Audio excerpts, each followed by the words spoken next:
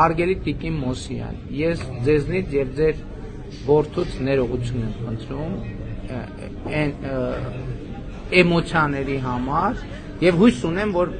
որ առիթ կունենանք նորից մետրոյում կամ որևէ տեղ հանդիպելու ու հանգիստ խոսելու։ Իմիջիալոց ես կուզենամ այդ խոսակցությունը տեղի ունենա եւ ես ուզում եմ Ես գիտեմ, որ դուք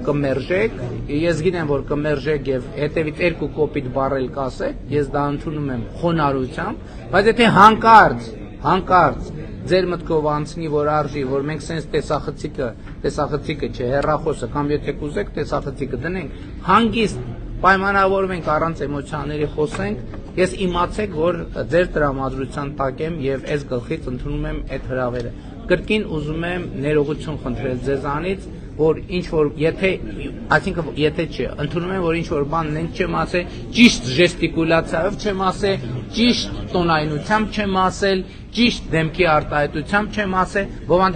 ինչ որտեղ բովանդակությունն էլ ճիշտ չեմ վերաբերվել, բայց ելի եմ ասում, այդ թեման մինչև հիմա ինձ համար ամենաէմոցիոնալ թեմաներից մեկն է, եւ ես բոլորից եմ ներողություն խնդրում,